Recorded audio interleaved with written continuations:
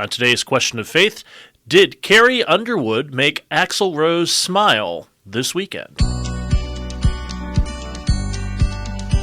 Hey everybody, I'm Mike Hayes. This is Question of Faith, joined by my friend here, Father Damian Ferentz, Vicar for Evangelization. So you texted me this question last night and said, we should do this podcast, and we threw that around on Instagram a little bit. I went, oh, we're doing this. Yeah, I was on the elliptical at the seminary yesterday, and I was watching these videos of Carrie Underwood, who at the Stagecoach Festival this past weekend, I don't know if it was during her encore, but it must have been close to the end of her set, started singing Sweet Child of Mine, which she does. She's covered like Skid Row and Aerosmith and Guns N' Roses in the past. But then, when she finishes the first verse, she says something like, "This is the greatest night of my life. Welcome to the stage, Axl Rose." And here comes Axl Rose, the lead singer of Guns N' Roses. And then they do this duet together, going back and forth on Sweet Child of Mine. And Carrie's hitting these really tight harmonies on the second verse. And then when you get done with that, you're like, that was great. And then she says something like, "You thought we were done? No way." And then they go into the opening of A Paradise City, which is a 7-minute song. Yeah. And my brother had texted me that he read that on Rolling Stone, I think on Saturday. And I thought, no way. Because I really like Carrie Underwood, and I grew up on Guns N' Roses. Yeah, same. And I thought, man, this is great. And, I mean, even as you opened the show with that question, I smiled because Axl Rose traditionally has had problems with anger. Mm-hmm. He's been frustrated. You know, he throws things. He jumped on a guy at the infamous St. Louis concert who was taking pictures. He's always depicted as angry, although I don't know how angry he really is. How could I? But nonetheless, when he was with Carrie Underwood on stage, he seemed peaceful, serene, like happy to be there. So I wanted to talk about that today because I think there's something very beautiful. I think some of it's complementary or complementarity we could talk about because Carrie Underwood is a faithful Christian woman. She put out a wonderful Christmas album recently, and she doesn't cuss even in the song. She switches words. But here she's dressed like in an 80s shirt, shorts and boots, and her hair's a little feathered out. And she was rocking, but she didn't like lower herself to dirt standards. She kept her standard, but was able to enter in to Axl's world and bring him into hers. And I thought there's something going on there that we've got to chat about. Yeah, no, that's interesting. I didn't think of it that way. It reminded me when you started talking about this, I just kind of thought, oh, it was cool. They did this together. And then I looked at it a little more carefully. I was like, oh yeah, he's right about this. Look at the way he looks. It reminded me, this is going to sound really weird, but it reminded me when I used to work with the Paulists, the Mother House of the Paulists is in New York City, and that's where a lot of the guys go to retire. And so all the older Paulists I became friends with, and there were all these really like mellow, sweet old guys I just loved hanging out with.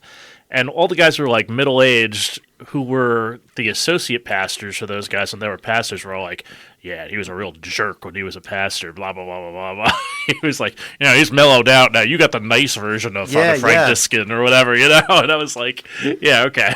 That just made me laugh. But this sounded similar. Like she kind of mellowed him out a little bit. And I was just like, wow, that's a kinder, gentler Axl Rose, and I don't really remember. That's really cool. Right. My brother said something similar. When we were talking about it, he said maybe, you know, in his old age, he's softened a bit. And that does happen. And I reminded my brother that when Bruce Springsteen first brought the E Street Band back together around 99, 2000, went on tour, people would yell out, "Play Rosalita," and hold signs, and he'd get upset. He'd say, "Rosalita's not coming out tonight. She's not coming out." But then, 15 years later, after Danny Federici died and Clarence, he was like taking requests from the crowd with signs, and it was called Stump the Band. And then he put Rosalita in the set list all the time. So I wonder, yes, part of this is Carrie Underwood's her beauty, her virtue, her ability to sing. Like you can't top her voice. She can sing Guns N' Roses songs better than Axl Rose. She can't hit the low notes, but she can hit everything that Axl can no longer hit.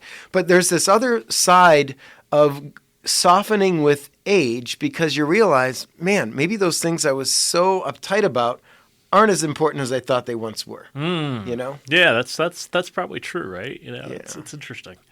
I think about my own parents in that way sometimes. You know, the things that my mom like really cared about when she was younger, she just didn't care at all about when she got old. Yeah. She was like, oh, whatever, that's fine. Yeah. We had a seminary professor at St. Mary's Seminary. His name was Father Tom Weber, and he studied at the Biblicum, was very strict in his teaching style, was a bear. He's like the last guy to get out of the cassock, and had a reputation for being somewhat harsh. But in his old age, he was one of the kindest guys we had. And we were told in his class when we first took him, whatever you do, don't raise your hand and ask a question, because Weber doesn't like any questions. So just put your head down, take notes. Well, I don't remember who it was, but one of us in the class, he said something in his lecture notes, and he said the first day of class, if you want, you could raise your hand. But all the other seminarians, don't ever ask him to raise his hand. But one of my classmates wanted to ask a question, put his hand up, and he goes, well, you have a question? Yeah, Father, I do. This. Well, that's great. And he loved it. So it was like the movie The Sandlot. Remember The Sandlot? Absolutely. Where baseball movie. Sure. What's the guy? Is it James Earl Jones? Is he the character? Who's the old guy. African American guy? And they thought because he had this dog, he was a monster, and if you hit the ball over, it's gone forever. And when they really got to know the guy, he had collections of baseballs in his house, and he knew Babe Ruth and all that. And so I think so as we're talking this out, it seems like there's two things going on. One, if you're doing it right, your heart ought to soften with age. But then two, maybe when you come up against somebody like a Carrie Underwood, who seems to me to be a virtuous woman, a beautiful woman, wonderful voice, very intelligent, and who was playing not a rock fest, but a country music fest. Yeah, that's right. Throws on like a GNR shirt and then wants to bring one of her like childhood musical heroes on stage. Now, country people who like country music might not be into hard rock, but they were, and they seemed to enjoy it. And she sure enjoyed it. And at the end of the Paradise City, when Axl was done, he said, thank you to the crowd. And then he said to Carrie, and thank you. And it was so sincere. I'm like, oh my gosh, Axl's thanking someone. Oh, that's funny. I missed that. That's we have to go back and look at that now. And thank you. It reminds me of the old adage. We used to say this in pastoral counseling class. We said that there's nothing sadder than a young man that can't cry, or a young person really that can't cry. But there's also nothing except one thing, an old man who can't laugh. Yeah. That's good.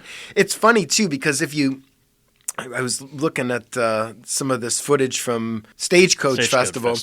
And Axl had posted some things last night on the Guns N' Roses account, and so did Carrie Underwood. And Axl looks so happy, and people are commenting, Axl Rose is happy. Look, he's smiling. So I don't know what happened. And maybe something else happened in his life, too. I don't know. But it's very interesting that he would accept that offer. Because 20 years ago, he didn't want anyone singing Guns N' Roses songs. Right. And the reaction that he probably would have been to sue Carrie Underwood. You don't cover my music anymore. This is terrible. But yet, there is this great... what do they call it? A fusion, in food of these two coming together. It's like the lion and the lamb. Although when I said that yesterday to you in a text, I was thinking Carrie Underwood's also a kind of a lion. She's no pushover. Absolutely, yeah. But she's different. In some ways, in the reverse sort of traditional gendered roles of the lion and the lamb. You would think the lion would be the guy and the lamb would be the woman, right? Lady Gaga and Tony Bennett, a similar kind of thing, right? Yeah. Lady Gaga would be the lion, Yeah. But do you ever, I don't know if you've seen them in the recording sessions together. It's so sweet. It's very dear. I mean, it's just such a great thing to watch. And he has Alzheimer's, as people may or may not know, and he gets tired and he gets a little confused during sessions sometimes. But they said that the patience that she has with him is just out of this world, and that she comes over and just calms him down and says, "Okay, Tony, we're going to sing now, okay?" And he's like, "Yeah, okay, yeah, all right, let's go. Luck be a lady tonight," and he just jumps right into it, Yeah, and similar to Axl and Carrie with Lady Gaga and Tony Bennett, these would be two people that you wouldn't consider as a successful duet, right? And that's what makes it so successful, because part of it is a surprise. I didn't think this could happen. And wow, look at that. Right. That's great. It's chocolate and peanut butter, right? Yeah. Two great tastes that taste great together, but you never would have thought it, Right.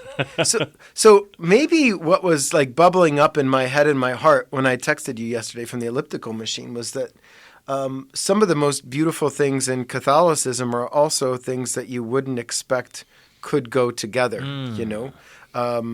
So not so much scripture and tradition. I'm trying to think of so faith and reason. That would be a good one. Yeah, that's a good one. Where people will say, well, I can't believe that because I only believe in science and what science tells me. We say as Catholics, yeah, what science tells us is good. What reason gives us is good. But then God also tells us about himself in Revelation, and what God tells us doesn't compete with what we know by our natural reason. It amplifies it. It enhances it.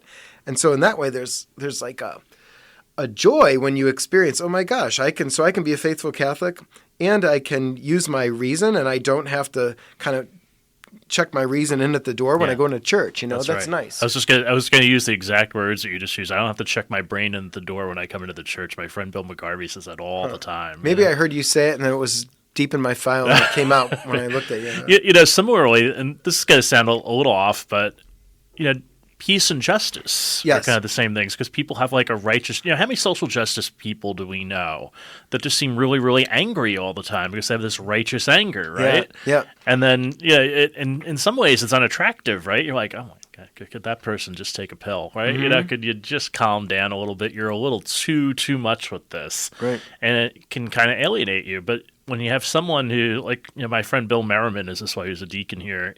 He is one of the most peaceful people I have ever met, and he is such a person of justice. Like, he really goes out and fights for what he thinks is right. But at the same time, if you spend time with him, he's just a lovely, peaceful guy, and he'll bring you around to his side of things just by talking with you about it. Like, he doesn't hammer you with it. And I'm like, I wish I could be that way, you know. Yeah. I think my friend Brother Ben Jimenez S.J. is similar. So, yeah, Brother Ben is, I call him Dorothy Day Catholic, and that's a great compliment because he's part of Catholic Worker. He's very much into nonviolence and has even, you know, been arrested a few times in protests. But, you know, I was playing guitar with him on Saturday night, or was it Sunday night? And he came down when we were evangelizing out here, and he is a very faithful Catholic priest, but in a way that sometimes makes people uncomfortable, which is often good because the gospel should comfort us and challenge us at the same time. And that's how you know you're doing it right, where both of those things are being experienced at the same time. Yeah, I used to say to the college students all the time, dare to be uncomfortable. You know, we live in a world where people say we could have whatever you want, whenever you want it, and yesterday, never mind now, right? But if you're never uncomfortable, that never gets challenged. If you never talk to someone who disagrees with you, what good is this? You know, you never grow. You never move out of that comfort zone. So in my life, you know, when I was working in campus ministry, I used to have the students go to the pro-life march all the time, and they'd come back, and I would say, "So how was the march?" And they'd say, "Uncomfortable." And I'd say, "Okay, tell me more. Why was it uncomfortable?" And they'd say, "Well, you know, look, first of all, I had people just shouting at me in my face because of my beliefs, and okay, that's not cool, and I don't really like that. You know, I don't like people being in my face all the time." I'm like, "Well, yeah, that's the way it works." You know, I said, "Yeah, you have to stand up for what you believe in, right?" And they're like, "Yeah, we know." And but at the same time, you know, there would be people who I know don't espouse certain elements of the pro-life movement, but espoused others. And I was like, well, wait a minute, this is complicated. Why should I listen to this person? You know, why is this person here when I know what he says about things like immigration or capital punishment, right? You know, all those kinds of things.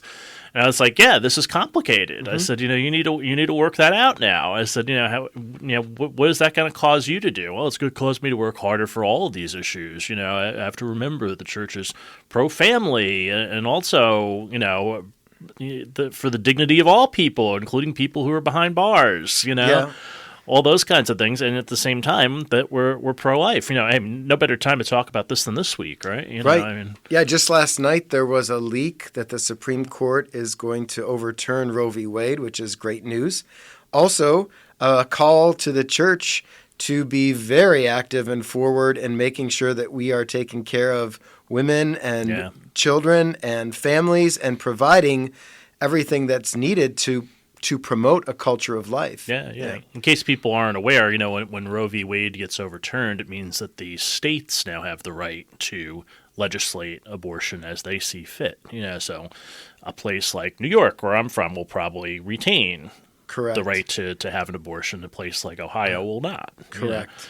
And so on the other side, women who are finding themselves in dire circumstances sometimes because of their economic situation, whatever, the church is called to care for them as best they can.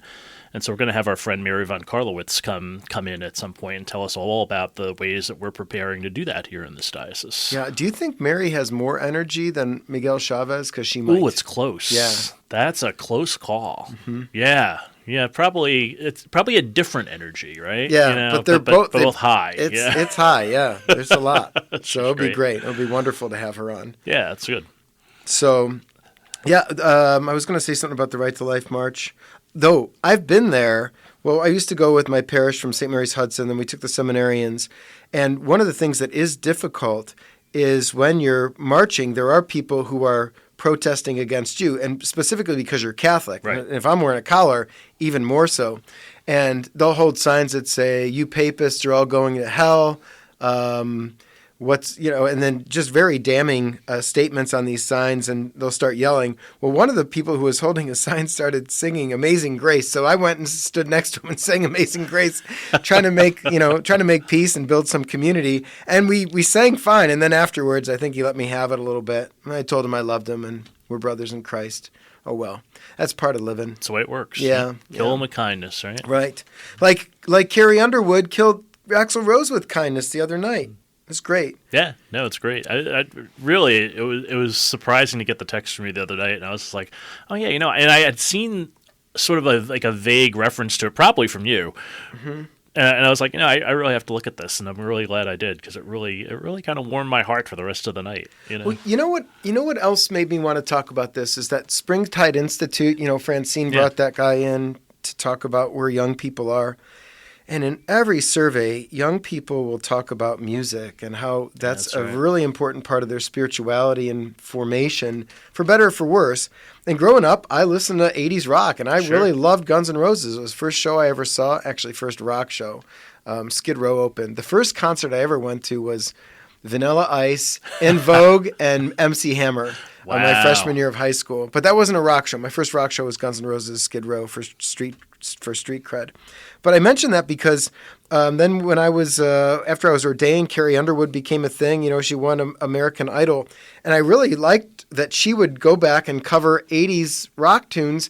And to see this, I literally would get like shivers when she's harmonizing with Axl, because I love music and it speaks to me, and there's something good there. And when there's something good there, there's something God there, Right. And I guess that's what I wanted to kind of dig out and recognize and talk through with you, because oftentimes in talking it out, we get to a deeper place and deeper understanding of ourselves. So, yeah, there was something on display there that was really nice, I thought. My friend Bill McGarvey, who is a musician, and we used to be the editor at Busted Halo, he used to say that the first time that I think I ever really had a deep conversation with truth was when I listened to a Bob Dylan song. I have a quilt on my bed that's made of a bunch of old T-shirts. Most of them are like Borromeo and Tolly Lege T-shirts, with the exception of two.